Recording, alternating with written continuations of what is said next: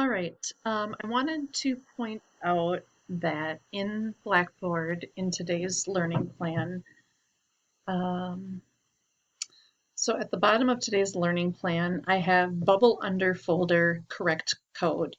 And if you click on that to download it, you are going to get a zipped folder called clean bubble under, and we have to extract that. So extract all. And I'm going to let it put it in my, actually I want to put this on my desktop. It doesn't matter where you put it. I'm just used to having this folder on my desktop, so that's where I'm going to send it.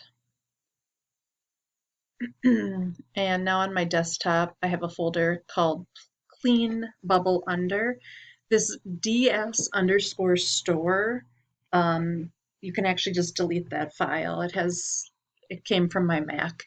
So what we have is three pages of HTML documents, and then we have an image folder. And if you downloaded the image and kept the name from a couple of learning plans ago, it was diverscircleimage.jpg. That's literally what it's named. If you renamed it yourself, something easier, that's fine. Just remember when you call for it in your code on that index page, that you actually have to name it exactly what the name of the file is for it to work. So here's a preview. So this is where we left off, and just in case any of this was at school or on the H drive, or you weren't sure if it was correct or what have you, I wanted everybody to start with these same files and having them be clean. So make sure you start with that.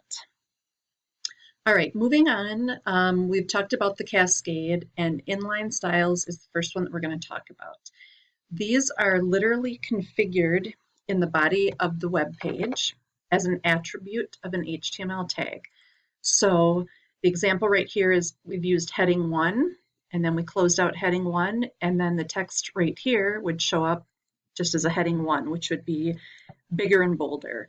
But by adding this extra attribute where we say style equals color, colon, and then the hex code of the actual color, that would tell it to be red.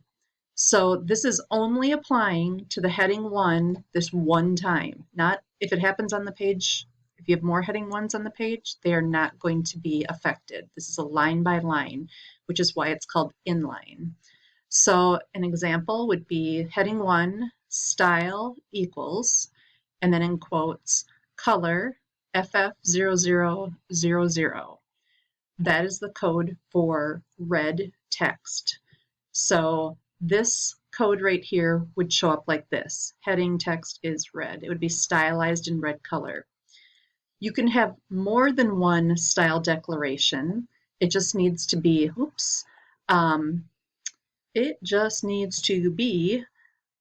separated by a semicolon.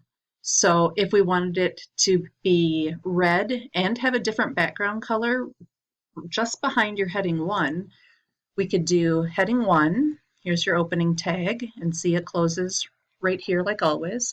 But we've added to it. We've added style equals, and then color, colon, FF0000, which is red, semicolon, and then background hyphen color, colon, hashtag CC.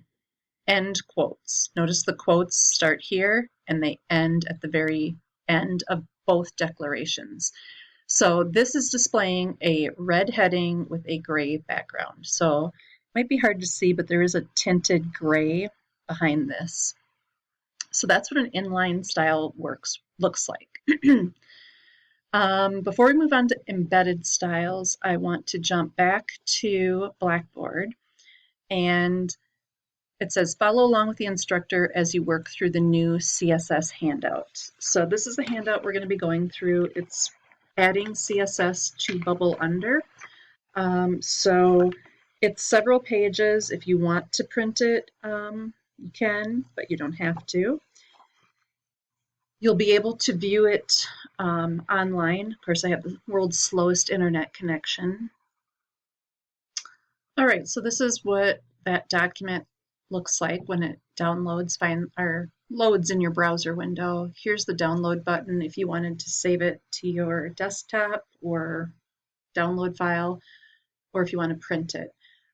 So adding some style, what is CSS? We've talked about that. It's a language that allows you to change the appearance of elements on the page.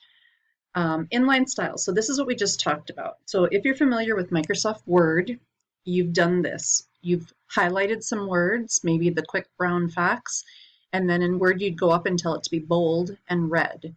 Basically, that's the same thing that's happening here, just red, not the bold part. So in the above example, we use a style attribute inside of a paragraph tag, applying the style to a specific element. So this is an inline style. The quick brown fox jumps over the lazy fox. So if we wanted to make it bold, we could do style equals color red, font weight bold.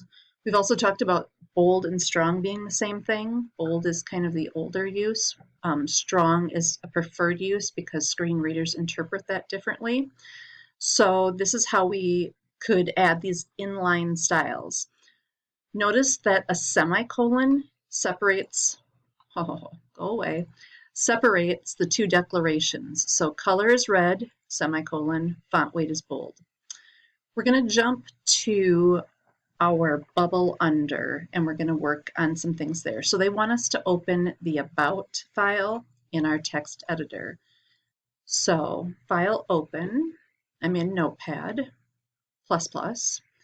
and we're going to navigate to wherever you have your bubble under files, or if you specifically got the version that I just gave you, which I have on my desktop, clean bubble under, and they ask for the about page. So I'm going to open that. All right, just as a reminder, it's been a while since we've seen bubble under. Things in the head tag are things that do not show up in your viewport on the computer. These are things that the screen readers and the search engine robots see. These are things that show up. The title would show up in the tab if you have a bunch of tab documents opened in your browser. Everything between the body tags is what we actually see on the page.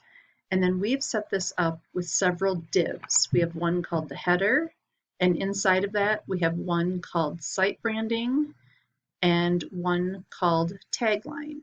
So we're going to be able to tell the header to behave a certain way, site branding to behave a certain way, and the tagline to behave a certain way. We also have a div that we called navigation, so we'll be able to stylize or color that. We have another one called body content, and that's the end of our divs. So in this document, we're going to practice with an inline style.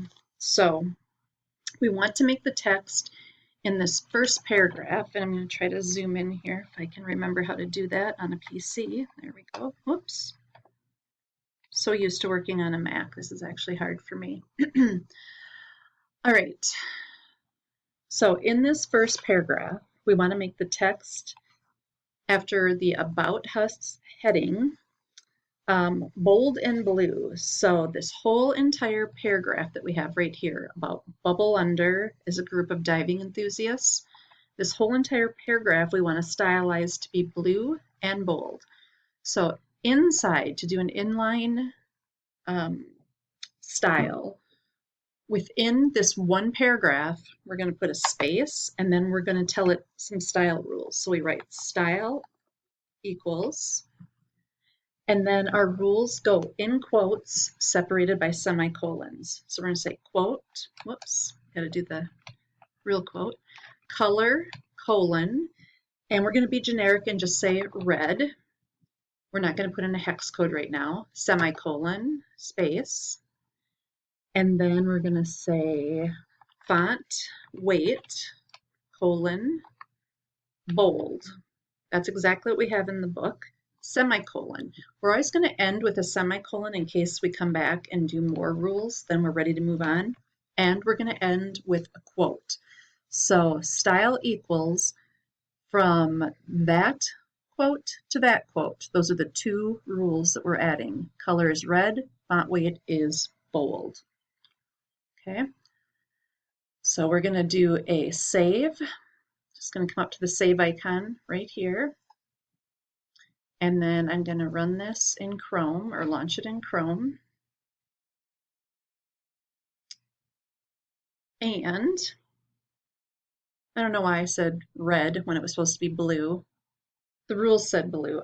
The text says blue. I said red. So whatever. At any rate, I made this one paragraph, whatever color I said, which I happened to say red, and I made it bold. If I pop back into Notepad and make this be blue, like the handout says, and like I think I said out loud, and I save it again, and I run it again, there we go. Now it's actually blue. Notice it didn't apply that rule to every paragraph. There are more paragraphs on this page. There's one right here. Because this is an inline style, this rule only applies to the paragraph or whatever it's stylizing within that tag. So if this is what I wanted it to be, I would have successfully made this one area be blue and nothing else. Now you can imagine if your goal was to make all paragraphs blue, you would not want to have to go and add this style to every single paragraph that you have on this page, much less every paragraph you have on every page. So inline is really used when you want to override something, like just this one section on this one page or this one clump of words I want to do something to. I want to do it uniquely to this area. That's when you use inline styles. They're quite rare, to be honest. Okay, so again, this entire paragraph is blue, and that's probably not what we're going for. So you could easily color a whole paragraph like this, but most often that's not really what you want to do. Most often you do want to just pick out a few specific words to highlight within a paragraph.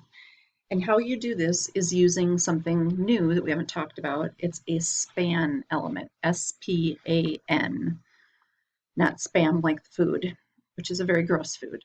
Anyway, you can use the span element. So unlike P, which means paragraph, or block quote, which signifies a quotation that's indented, the tag span has no meaning whatsoever. It's basically a way to highlight an area that you want to apply a style to. So if I only want the words bubble under to be blue and bold, I want to somehow denote them. I want to highlight them and say just these words need to follow this rule. So how we do that is we wrap the words in a span tag. So open span, end span. And we put the rule inside the opening span tag. Again, a span is nothing other than saying when to start doing something and when to stop doing something. So what we want to do is we're going to take this style, this whole thing right here, from style to the end of the quotation mark, and I'm going to cut it out. So Control X, and then I'm just going to back up. So now we're back to having just a normal paragraph that starts here and ends here. However, the words that I want to make bold and blue are the words bubble under. So I'm going to make a span tag, and then after bubble under, I'm going to close the span tag. If I were to save this right now and look at it in Chrome, we're going to go back to normal text. It's not going to be blue and bold.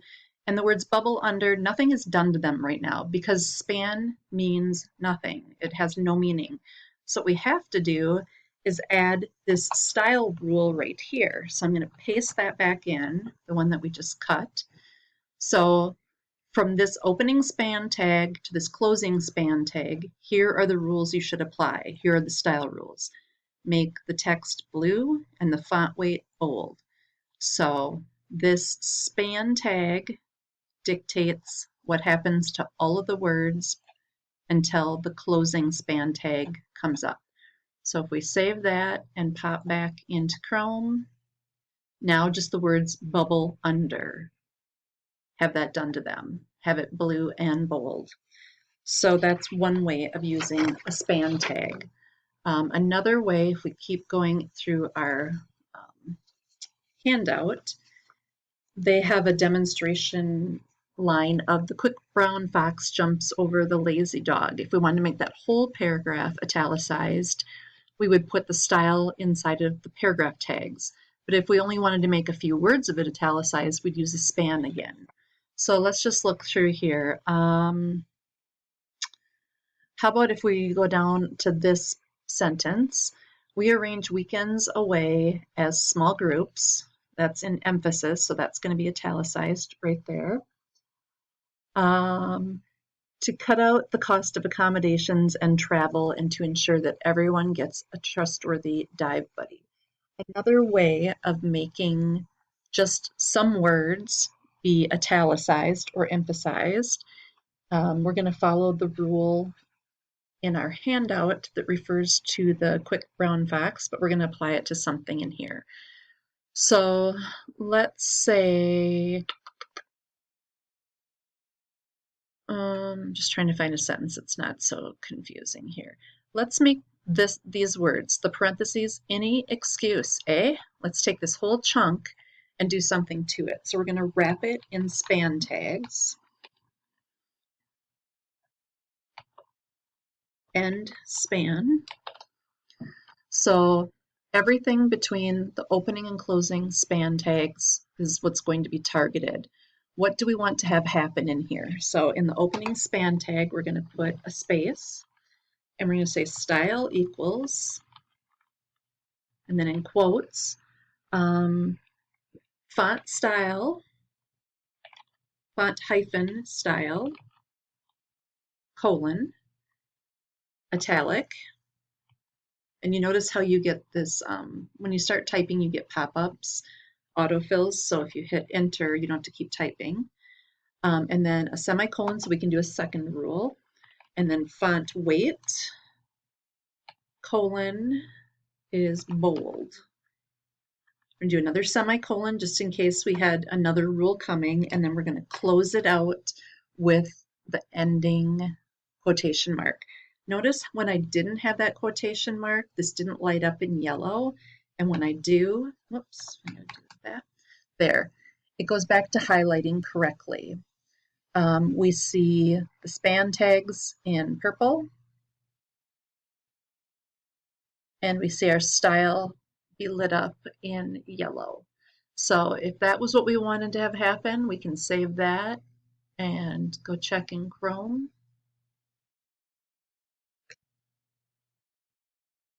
And now our page should view a little bit differently. All right, so any excuse, eh? That was the area right here that we put our span tags around, and then we told it to be bold and italic. So that worked. So as you can see, inline styles have uses, but you certainly wouldn't want to code every single paragraph a certain way to get it to look the way you want it to. There's got to be a better way, and there is, and that is called embedded styles, and that's what we're going to look at next.